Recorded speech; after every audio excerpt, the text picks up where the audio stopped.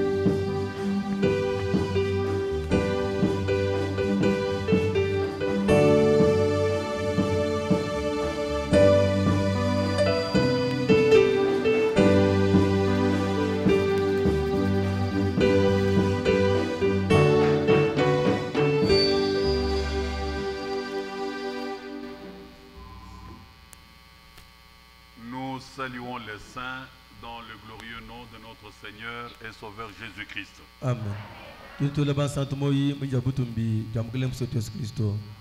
Soyez tous bénis de l'Éternel. Ça fait depuis le mois de mars que j'étais en train de recevoir les différentes questions. Et comme il y a un temps pour chaque chose, il est convenable aujourd'hui et demain par la grâce du Seigneur de répondre à toutes ces questions. Et si cela est la volonté du Seigneur, jeudi, nous allons faire un petit déplacement pour Mbujimaï, où nous sommes invités à une convention qui est organisée de ce côté-là.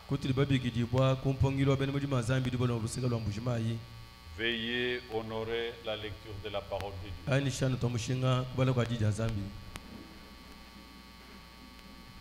2 Corinthiens chapitre 1er verset 13.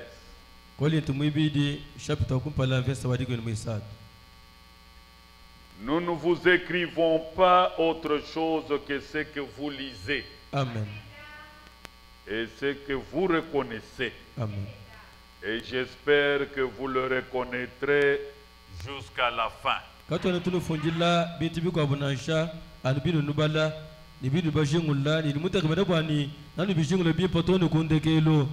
Dieu ajoute la bénédiction à la lecture de sa parole. Élevons tous nos voix. Prions ensemble le Seigneur.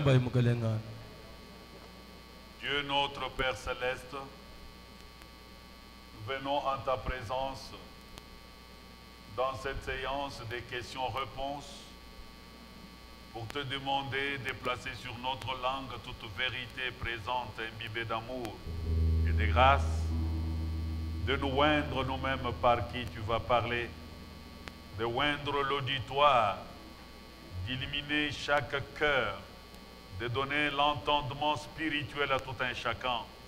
Élève-nous dans les lieux célestes pour notre consolation, notre édification, notre guérison, notre délivrance.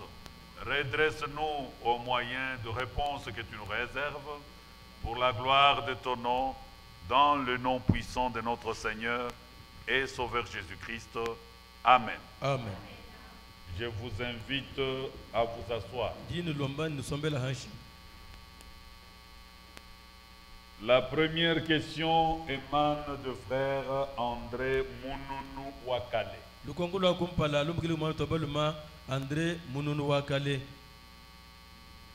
Il remercie son pasteur pour lui avoir donné l'occasion de poser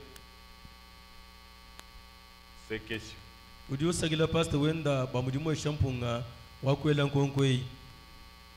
C'est une question dans la langue vernaculaire. Et je vais lire comme cela. Bwachinyi mumukanda wanzambi bafunda bwa bakajiba mulufuila ne bana banshiya kadi baluma ba mulufuila nzambi kimu bamanya ani. Pourquoi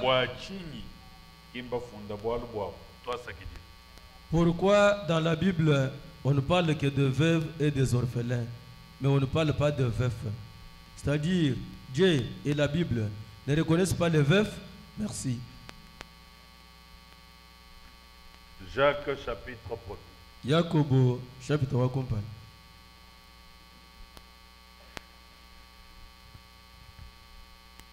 Versets 26 à 27.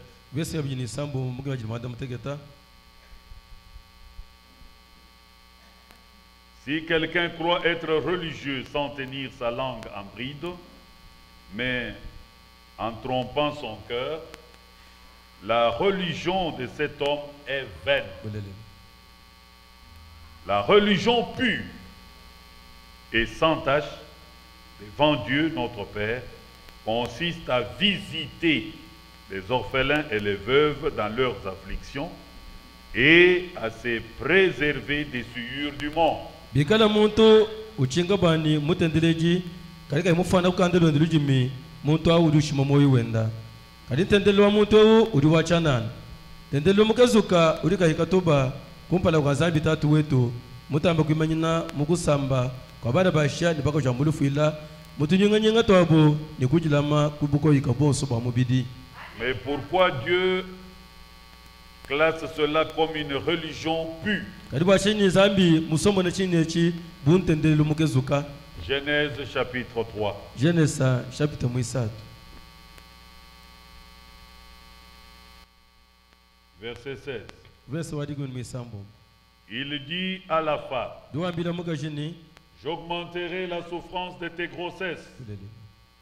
Tu enfanteras avec douleur. Et c'est ajouté à cela. Amen. La conjonction. Amen. Tes désirs se porteront vers ton mari. Ce ne sont pas les désirs du mari qui sont portés vers la femme. Mais les désirs de la femme se porteront vers son mari, mais il dominera sur toi.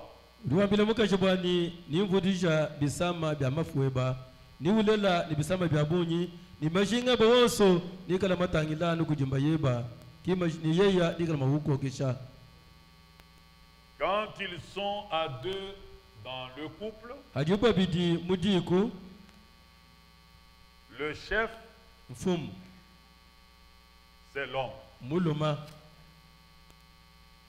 C'est lui qui résout les problèmes de la femme. C'est l'homme. Et au-dessus de l'homme, son chef, c'est Christ. Amen. Voilà pourquoi Dieu, qui est juste dans sa manière de faire, quand c'est lui qui résolvait les solutions de la femme est décédé,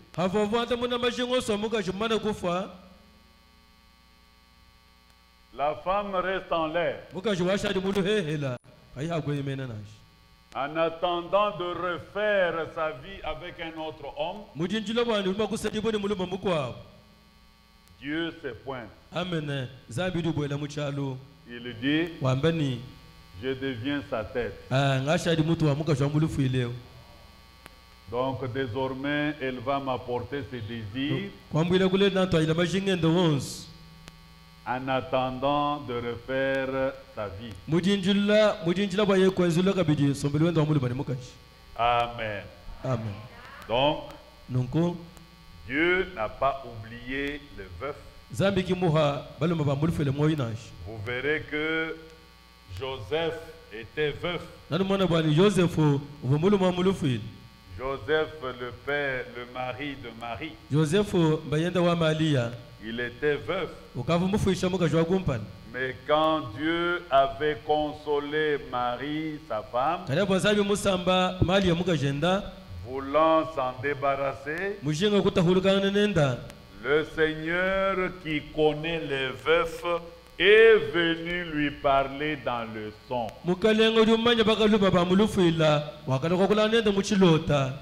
Dieu n'a pas oublié les veufs, mais Dieu prend la place de celui à qui on a porté les désirs qui est décédé. Dieu prend cette place-là en attendant que la femme refasse sa vie.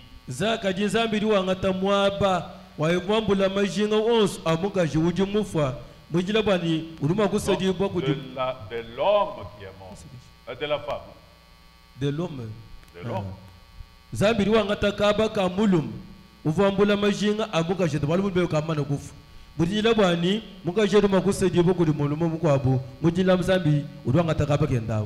Parce que de leur vivant, vous comprenez que c'est Dieu qui est le chef de l'homme et l'homme est le chef de la femme.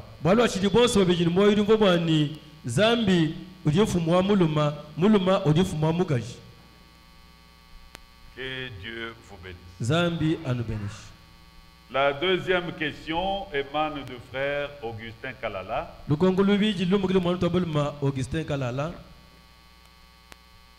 Comment peut-on avoir le Saint-Esprit?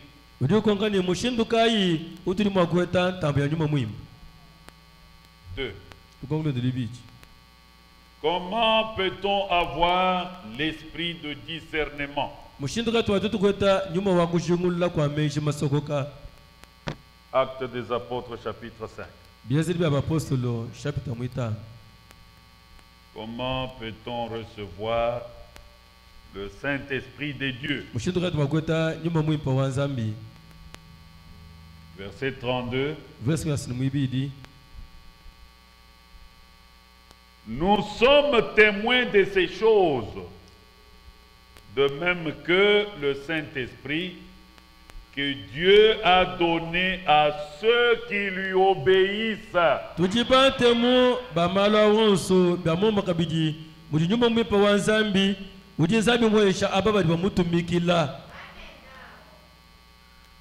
Si tu as l'obéissance à toute la parole de Dieu, cette obéissance sera scellée. Dieu va signer, agréer cette obéissance par le baptême du Saint-Esprit. Amen. Amen. Comment peut-on avoir le Saint-Esprit? On reçoit le Saint-Esprit en obéissant à toute la parole de Dieu.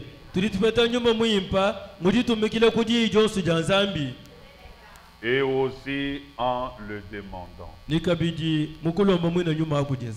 Comment peut-on recevoir l'esprit de discernement? 1 Corinthiens chapitre 12. Verset 8. Mais notre réponse sera au verset 11.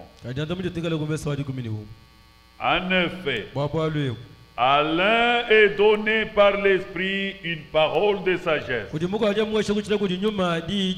à un autre une parole de connaissance, selon le même Esprit, à un autre la foi, par le même Esprit, à un autre le don de guérison, par le même Esprit, à un autre le don d'opérer des miracles, à un autre la prophétie, à un autre le discernement des esprits, à un autre la diversité des langues, et à un autre l'interprétation des langues. Tous ces dons-là, c'est le même esprit qui les donne. Comment? Un seul et même esprit opère toutes ces choses, les distribuant à chacun en particulier comme il veut.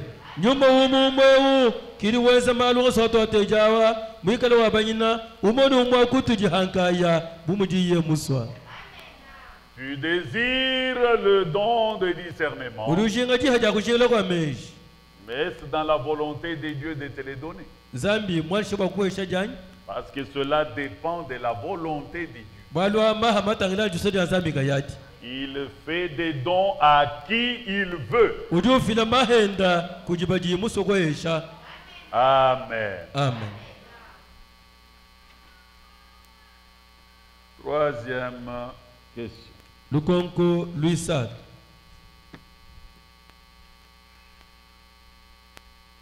Ça émane de frère Janon Kikoudi.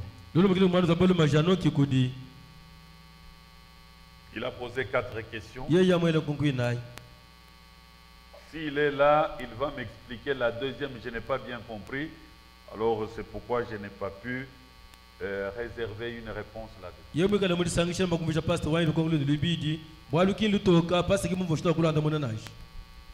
La première question. Pasteur, est-il normal qu'une femme ait la barbe? Est-ce qu'il est normal qu'une femme ait la barbe?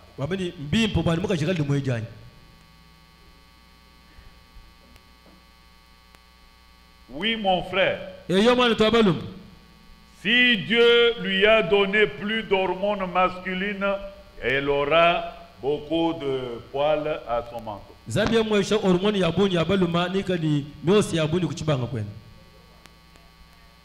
Et ce n'est pas un péché. C'est un trait de beauté supplémentaire. Et pour les Kassaïens, comme cela était pour le cas de ma mère, paix à son âme, qui au regard de ma femme, il y avait la barbe partout. Et la poitrine pleine de poils. Et même le bras. Au jour d'aujourd'hui, ce sont les jambes pleines de poils. Il a dit, pas question mon fils de prendre un bouc. Jamais un bouc ne peut mettre au monde. Et je lui avais dit en ce temps-là, le choix d'une épouse, Dieu me l'a donné.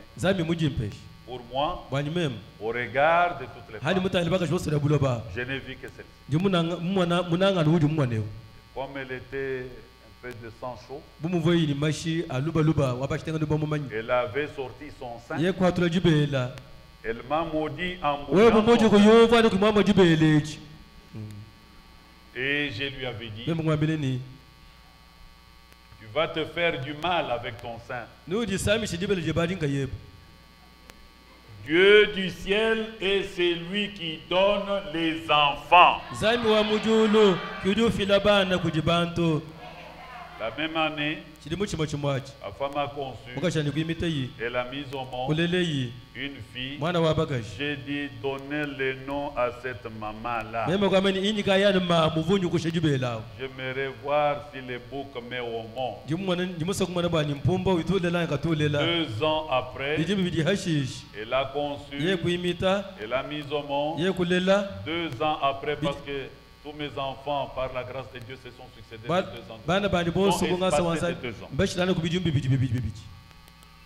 C'est une leçon que je vous apprends.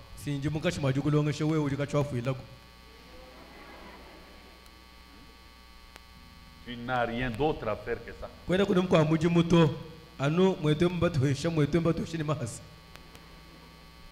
Et j'ai beaucoup aimé la défunte. Elle a réuni son courage. Elle est venue chez moi. Elle a demandé pardon. Dit, papa, c'est comme ça que moi je pense. Et tu m'as prouvé que réellement Dieu est la vérité. Alors priez pour moi. J'ai prié pour eux.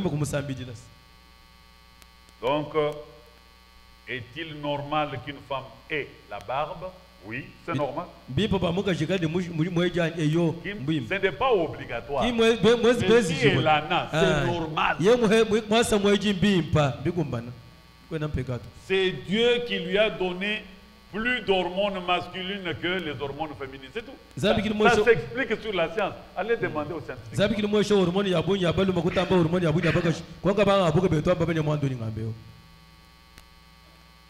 Et si vous lisez dans COD, volume 2, page 989, question 416, on avait posé la question à Frère Branham. Une femme peut-elle raser ses jambes? Bon, ça y est, ici, je peux vous dire. C'est compliqué. Mais comme ce sont des questions, on doit répondre. Frère Branham, est-ce mal pour une femme de se raser les jambes?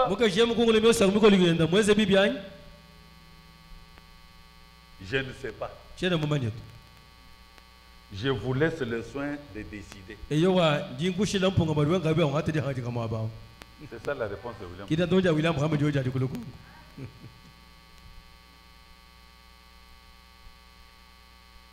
Amen. Amen. Et quant à moi, j'aimais cette barbe-là. Malheureusement, la porteuse de la barbe était gênée par sa barbe. J'ai dit, mais laisse ça, moi j'aime ça. Elle, quand vous regardez maintenant, elle est faite. Toi, tu rases comme moi je rase.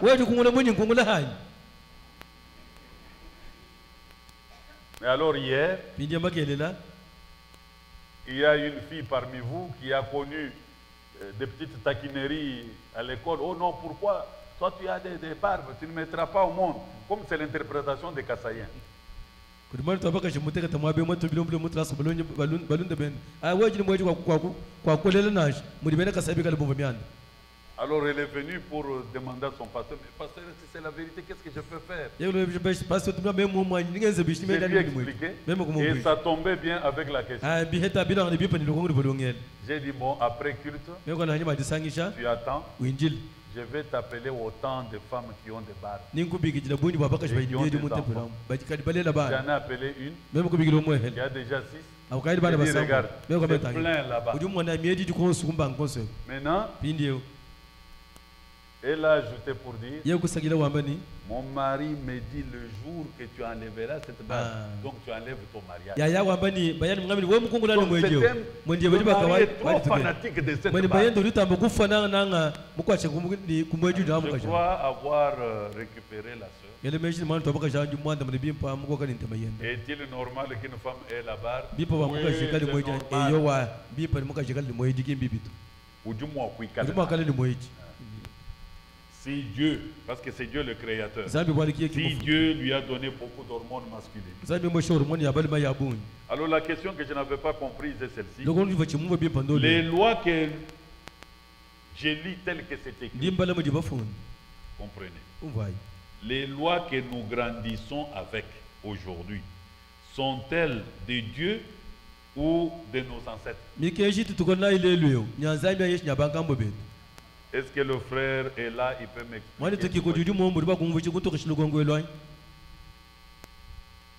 Il n'est pas là. Voilà pourquoi moi je n'ai pas compris.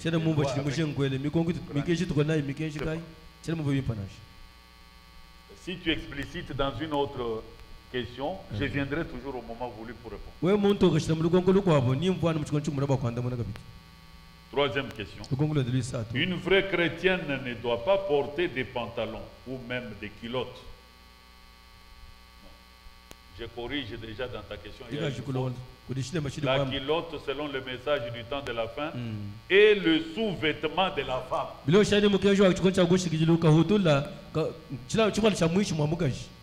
peux lire ça dans Éden de Satan. Alors, une culotte pour les exercices gymnastiques à l'école ou un port d'un cycliste ou une petite culotte en dessous de tous ces habits qu'elle porte. A-t-elle mal compris ou est-ce cela un péché? Si c'est un péché, même chez les enfants de moins de 10 ans, voilà.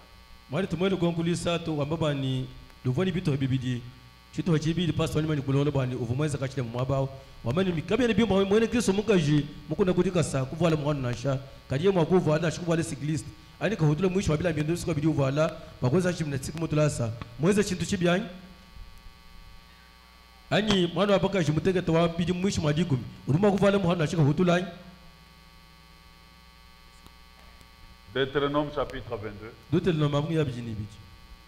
verset 5. Une femme ne portera point un habillement d'homme. Un homme ne mettra point les vêtements de femme. Car quiconque fait ces choses est en abomination à l'Éternel ton Dieu.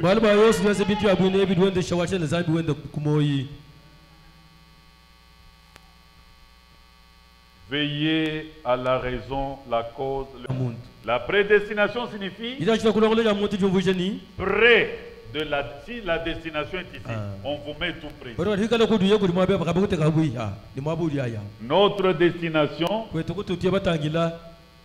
c'est le ciel. Maintenant, Dieu nous met près de là où nous allons.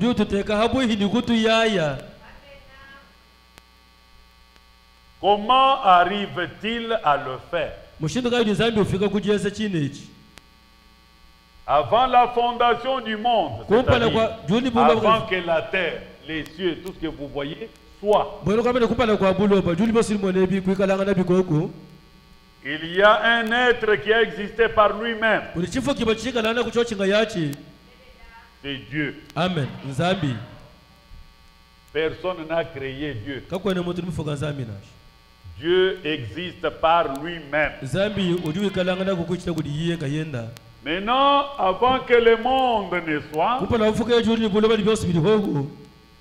dans sa préscience, c'est-à-dire dans sa pensée,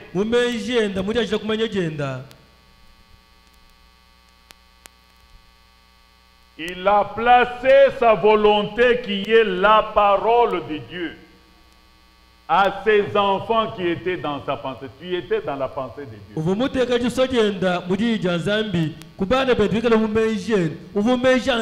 Avant que tu ne sois créé, tu étais dans la pensée de Dieu. Et c'est dans cette pensée-là qu'on appelle préscience que Dieu avait présenté à ses enfants dans sa pensée-là. La parole. Et quand il avait présenté sa parole, il s'était dégagé 3 groupes. Dieu regardant dans sa pensée, il a vu un groupe de ceux qui refusèrent totalement toute la parole.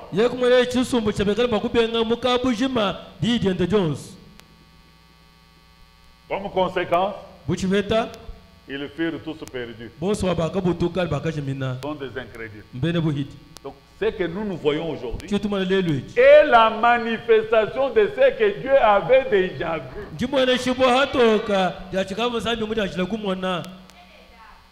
Il a vu un deuxième groupe de ceux qui acceptèrent la parole, mais en partie.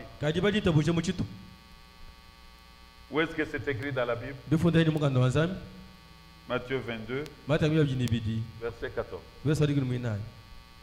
Ce sont les appelés. Quand il a présenté sa parole dans la pensée, toi et moi, nous étions dans cette pensée-là.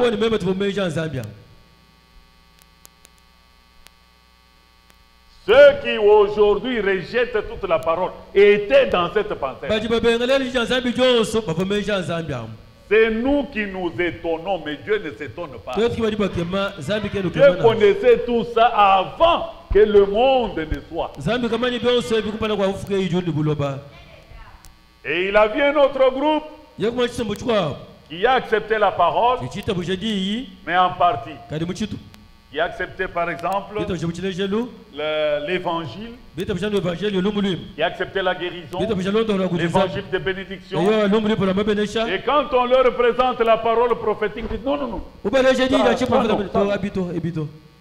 Dieu a vu ça. Comment s'appellent ces groupes? C'est un groupe des appelés. Toujours observant dans sa préscience, il a vu un troisième groupe qui a cru toute la parole.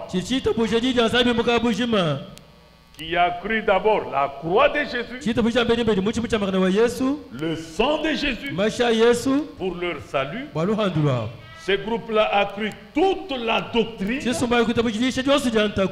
toute la prédication de l'évangile, toute la parole prophétique, toutes les promesses de l'air. C'est ça le groupe des élus. Amen.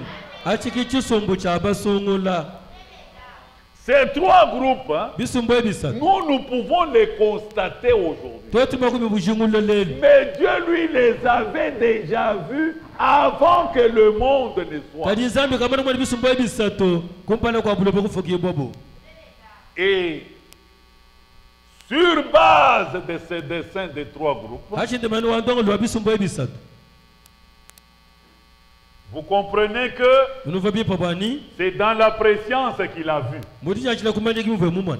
Mais maintenant, celui qui choisit ou qui rejette, ce n'est pas Dieu. Ce sont ses enfants qui regardent la parole de Dieu.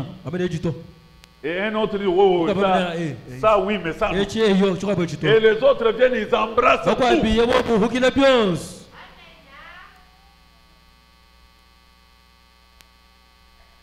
Dans cette préscience, Dieu avait déjà vu la chute de l'homme. Comment l'homme tomberait. La chute de l'homme n'a jamais été la volonté de Dieu. Ce n'est pas Dieu qui a planifié que Adam et Ève tombent, non. Mais Dieu a observé dans la préscience comment il tomberait.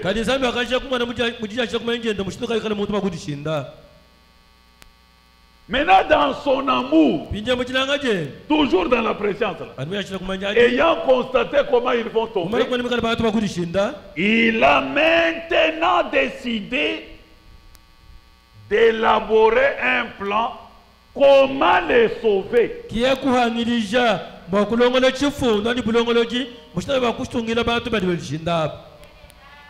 pourquoi nous appelons ça le plan du salut.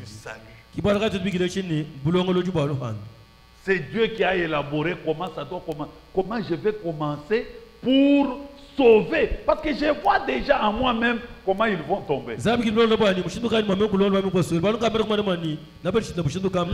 chute de l'homme n'a jamais été la volonté de Dieu.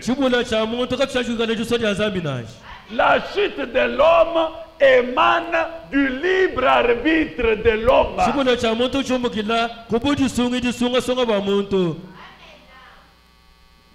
Est-ce que le peuple est avec moi? Le frère a posé une très belle question. Mais c'est un grand enseignement que je résume en rapport avec la question. Donc, que signifie la prédestination avant la fondation du monde? C'est-à-dire avant la fondation du monde, Dieu dans sa préscience, qui signifie sa pensée, ayant présenté la parole à ses enfants qui étaient dans sa pensée, chaque enfant a manifesté son choix.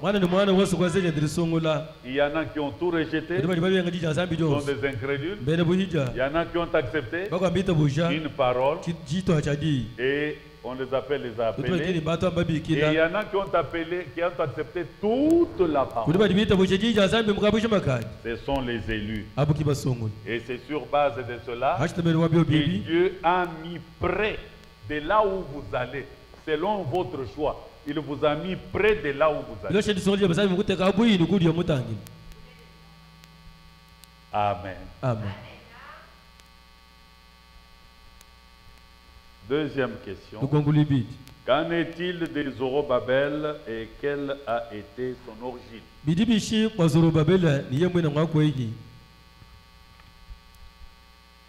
Zorobabel fut un gouverneur de Juda. C'est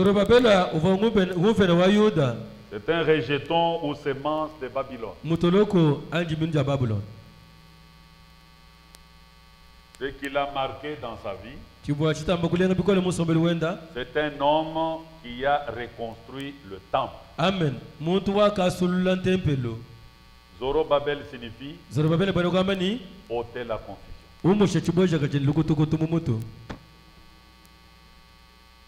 3. La Bible nous a recommandé d'être obéissants à nos parents. Selon le Seigneur. Car cela est juste.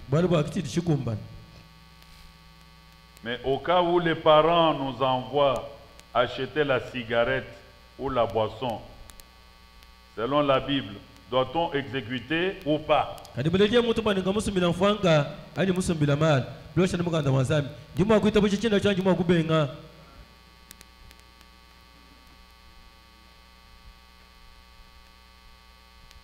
Amen. Amen. Vous devez refuser. Amen.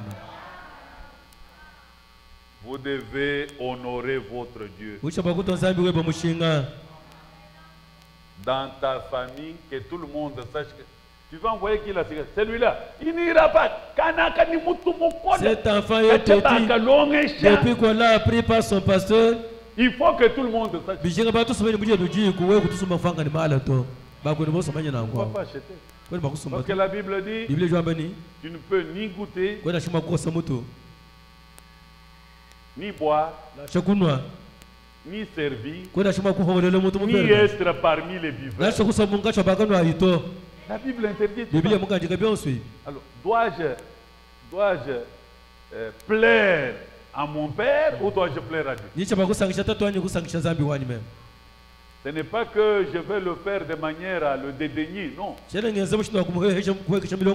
seulement lui dire merci beaucoup papa, mais vous connaissez ma foi, je ne saurais le faire. Demandez-moi de vous faire tout. Avec douceur, un jour, le Seigneur peut toucher son cœur. Quand il verra ta propre vie, toi-même qui refuses de lui acheter les cigarettes, tu mènes une vie digne de l'évangile, ça va l'attirer. Et tu ne refuses que la cigarette et tu suis les jupons.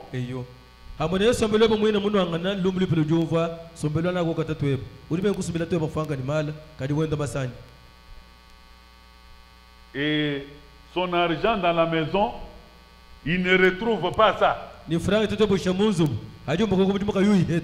Tu n'es pas la lumière du monde. Tu n'es pas une ville bâtie sur la montagne. Vous voyez?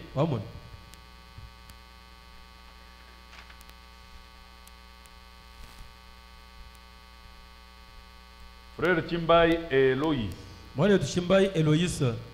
posent deux questions. Si une femme se prostitue et donne une offrande de prostitution, Dieu peut-il la bénir?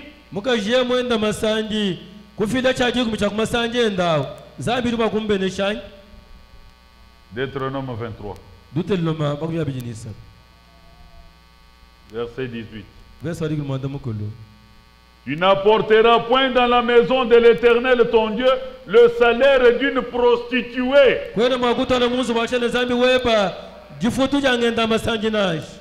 Ni le prix d'un chien. Changez les articles à vendre. J'ai connu un frère qui était avec nous ici, qui lui, son commerce était seulement aller acheter les chiens et les vendre.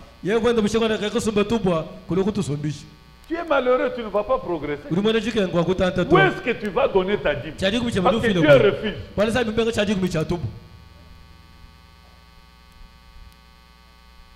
Or, pour être béni, il faut donner sa dîme.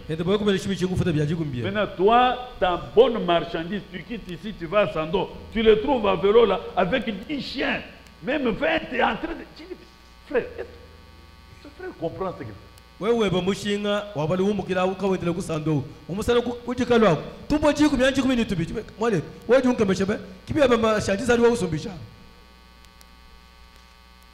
Le même Dieu qui demande la dîme là, il refuse ça. N'amène pas ça dans la maison. Même le salaire d'une prostituée. Ça c'est Dieu. 2. Quand je pars à l'église, je me croise avec un mendiant qui me demande de l'aide. Si je lui donne mon offrande et je commis un péché, bien aimé, on ne donne ou on ne distribue que ce qui est à soi. L'offrande est déjà préparée pour Dieu. Ce n'est plus pour toi. Comment tu distribues ce qui n'est pas à toi? Va chercher ce qui est à toi qui est resté là. Donne-lui. Si tu prends pour Dieu, tu donnes, c'est un péché. Car cela appartient à Dieu. Frère Ntumba Patrick, il pose Une question à double aspect. Pourquoi il n'y a pas de progrès dans mes affaires? Pourquoi il n'y a pas de progrès dans mes études? Merci. Deutéronome chapitre 3. Quelqu'un peut-il me répondre comment on peut recevoir le Saint-Esprit?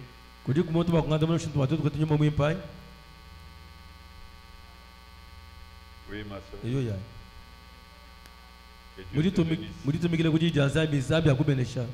C'est simple. Même les enfants comprennent. Verset 8. J'ai dit Malachie 3, ok. Verset 8 à 11. Un homme trompe-t-il Dieu? Car vous me trompez. Et vous dites, en quoi t'avons-nous trompé? Dans les dîmes et les offrandes. Vous me trompez. Alors qui trompe qui? Tu te trompes toi-même?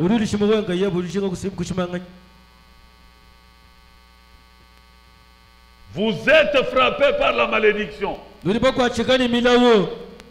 Ce n'est pas moi qui l'ai dit. Et vous me trompez la nation tout entière. Apportez à la maison du trésor toutes les dîmes, afin qu'il y ait de la nourriture dans ma maison. Mettez-moi de la sorte à l'épreuve, dit l'Éternel des armées, et vous verrez si je n'ouvre pas les écluses des cieux pour vous.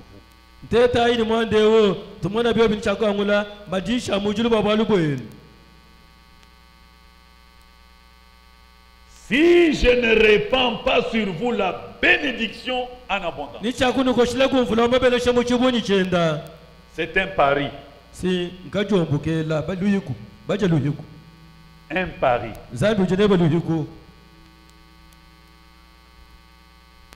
Pour vous, vous qui donnez 10 000 francs, je menacerai celui qui dévore. Il ne vous détruira pas les fruits de la terre. Et la vigne ne sera pas stérile dans vos campagnes, dit l'Éternel des armées.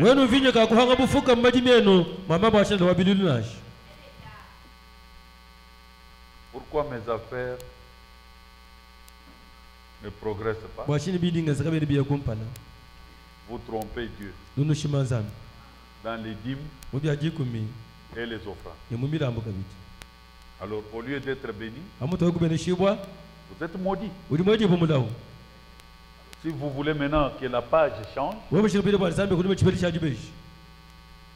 ôtez l'incrédulité. Soyez obéissants à cette parole. Parce que c'est une parole avec pari. Il existe, selon William Branham, 670 promesses dans cette Bible. Dieu a donné les toutes gratuitement.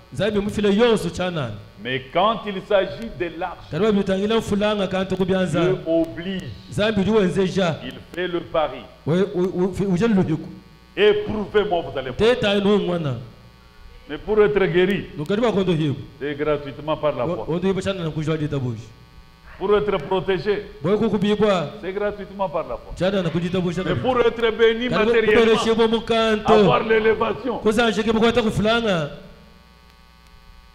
donnez la dîme et vous verrez la grandeur.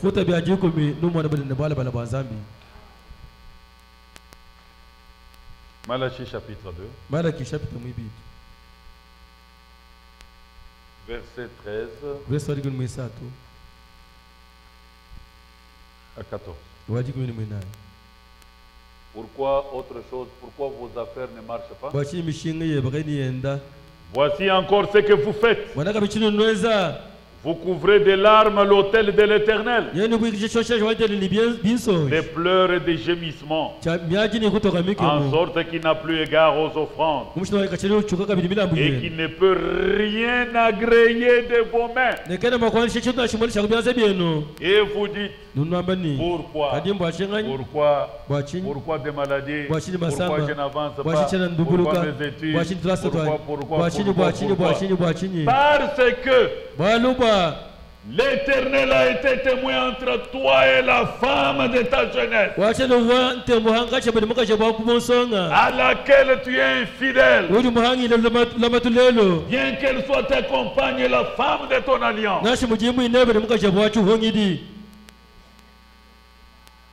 Quand vous n'aviez rien, là on est attaché à la femme.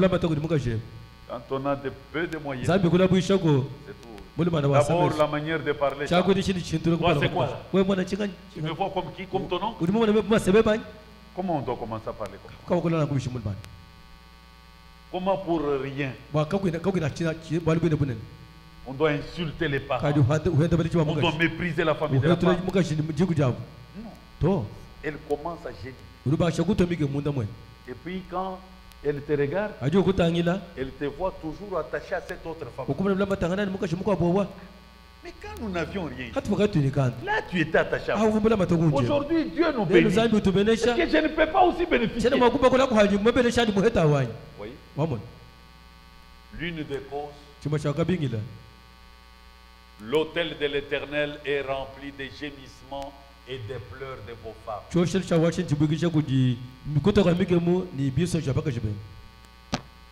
Troisième raison,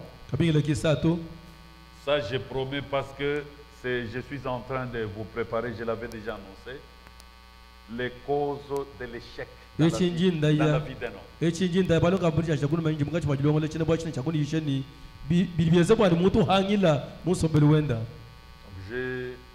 Par la grâce de Dieu, le Seigneur m'a donné dans ce que je suis en train d'exploiter beaucoup alors, mais il faut maintenant un temps pour vous montrer, voilà les causes qui amènent quelqu'un à échouer dans sa vie. Oui,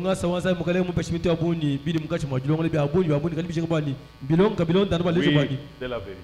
Et tu verras que tu te retrouveras dans ces causes. Quatrième raison. Pourquoi tu ne progresses pas? Pourquoi les études ne progressent pas? Soit c'est une malédiction héréditaire de l'arbre généalogique.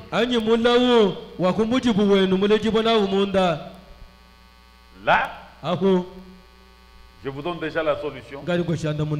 Croisez la croix. C'est la croix qui peut tout changer. Amen.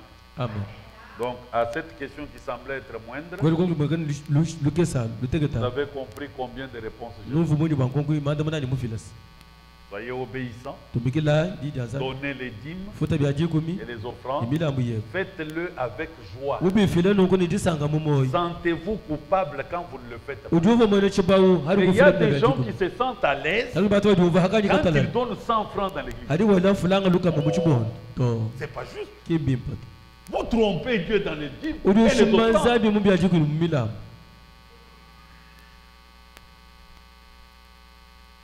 Deux.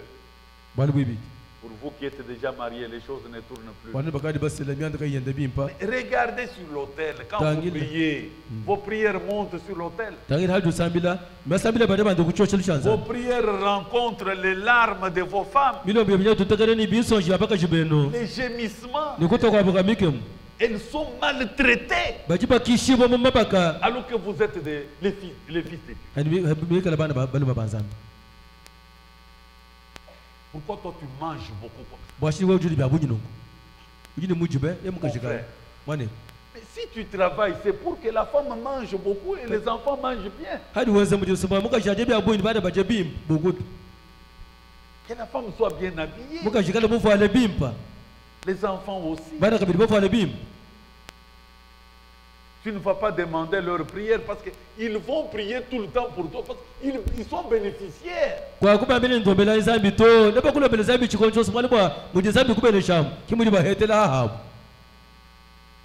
Vous voyez? Et quand les enfants, bientôt c'est la rentrée scolaire, même s'il y a la gratuité, vous voulez dire que vous ne pouvez pas acheter l'uniforme? Vous voulez que le gouvernement vous envoie même les cahiers? Et si l'enfant, parce qu'il est enfant, il a déchiré le cahier, il est en première. Qui d'entre nous ici, toi docteur, tu n'as jamais déchiré quand tu étais en première? Hein?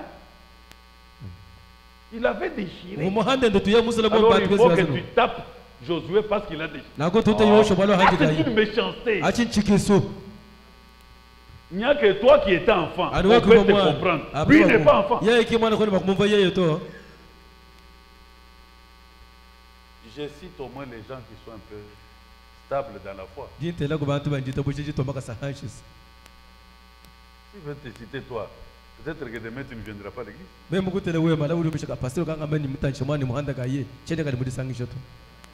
Il y a des gens qui ne viennent pas parce qu'on ne lui a pas donné du café. Parce qu'on n'est pas allé à son deuil. Non, ça ce n'est pas une mutualité. Est-ce que tu as compris? Même si tu viens chez moi, je ne te donne pas la banane. C'est un problème pour toi de ne pas venir. Donc tu étais venu ici chercher la banane.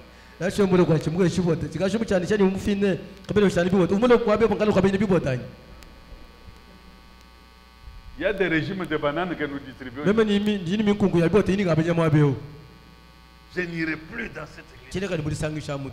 Mais nous venons ici, nous avons suivi le salut.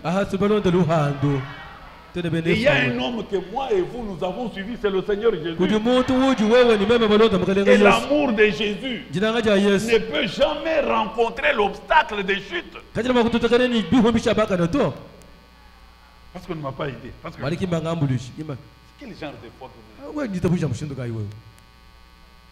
Vous dites, mais tu vois, il y a une chose semblable à la foi. Quelque chose semblable à la foi, c'est l'épilepsie. Il y a beaucoup de gens qui ont des épilepsies, des démons d'épilepsie ici. Vous voyez? 3, j'ai dit, ça j'ai promis. Parce que je suis déjà à plus de 30. Les causes de l'échec dans la vie et le parcours d'un homme sur la terre. Et ici, je vous avais parlé sur les zodiacs et leur influence. Alors, dans l'influence acquise de l'arbre généalogique, où tu peux trouver dans la généalogie le grand-père, Échec, son fils, jusqu'à toi. Il n'y a rien, personne, même pas avec un diplôme. Et si tu hérites ça, l'unique moyen de trouver le changement, d'être délivré, vous devez croiser la croix. Amen. Amen. Ok. Que le Seigneur Dieu vous bénisse.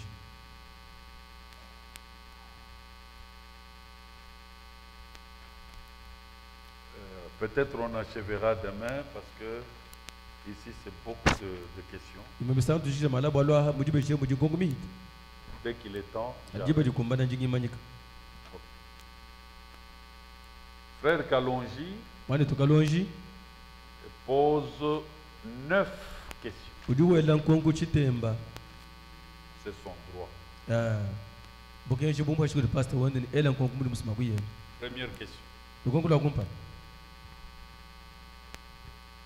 S'il vous plaît, pasteur. Une personne qui a pris le baptême et il ne voit pas de changement dans sa vie, peut-il encore prendre pour la seconde fois le baptême.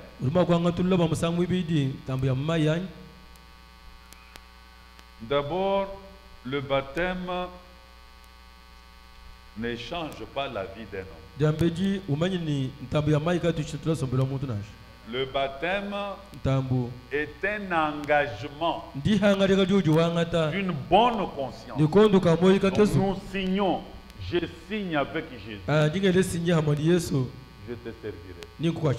Lui aussi signe. Nous nous engageons. C'est un engagement. Pas d'une tête malade. Conscience pure. Maintenant,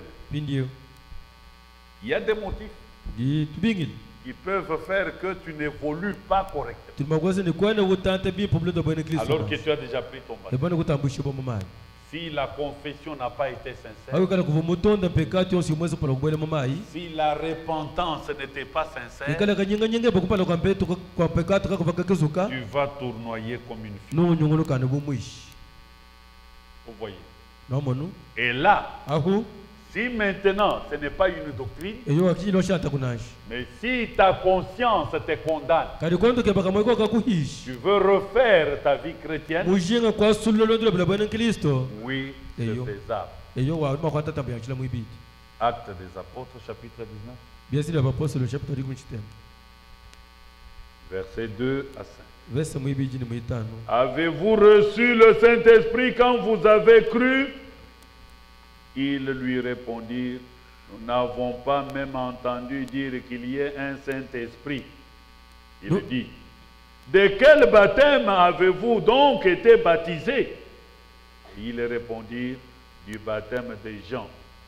Alors Paul dit, Jean a baptisé du baptême de repentance, disant au peuple de croire en celui qui venait après lui, c'est-à-dire en Jésus.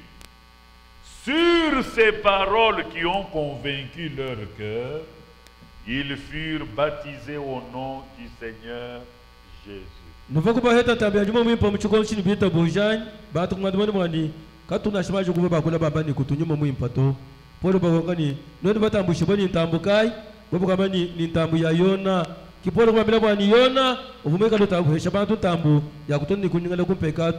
kumpala kwa bantu bachabakuita buja chabakulo hani bahenda bwana kwa meni Yesu Kristo kumeya bato bakatambusha bakabiri mu mayi mu jina ya mukalingi Yesu Kristo. Vous voyez. Non mono. Donc si vous voulez expérimenter, j'ai déjà enseigné ici et par la grâce de Dieu on pourra y revenir sur les expériences de Dieu, les expériences du salut. Si vous allez sur notre chaîne, vous trouverez ma prédication. Ça peut vous aider. Si vous voulez goûter à la grandeur de Dieu, si vous voulez bien achever la maison en construction en vous,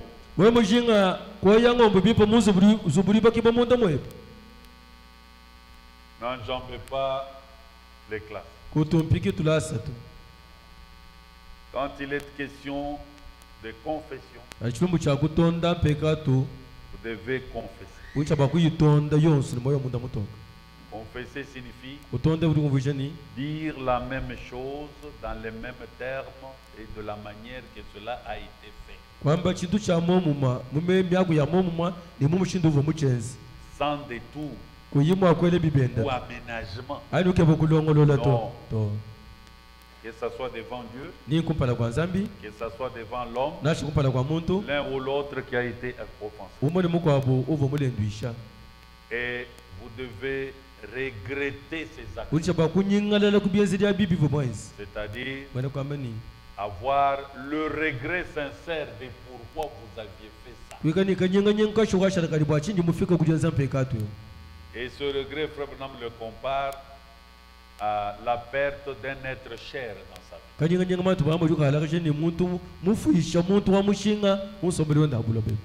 Vous êtes en train d'aller au travail, ou vous êtes assis chez vous, et une mauvaise nouvelle vous parvient. Tel qui vous est cher, père ou mère, ou fils ou foi, est décédé. Remarquez ce qui arrive. Automatiquement, on abandonne tout. Et quand on songe au défunt, les larmes commencent. Mais qui vous a frappé? Cette nouvelle a touché le cœur. Regrettez vos péchés de cette manière. Et le Saint-Esprit ne tardera pas à vous être donné. Amen. Amen. Deuxième question par laquelle nous pouvons nous arrêter pour aujourd'hui. Peut-on jeter le mauvais sort sur un fils de Dieu? Oui, bien-aimé.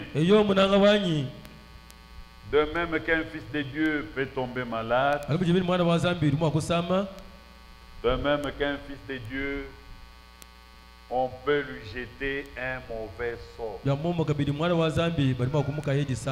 Mais la dernière décision revient à l'Éternel. Ce n'est pas celui qui a lancé le mauvais sort qui a le dernier mot. De même que ce n'est pas Satan qui guérit ou délivre, mais Dieu est le seul qui guérit et qui délivre. Proverbe chapitre 16, verset 33. On jette le sort dans le pan de la robe de n'importe qui. Amen. Mais toute décision vient de l'Éternel.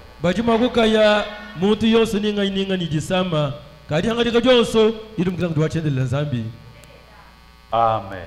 Amen. Pour ce soir, que le Seigneur notre Dieu.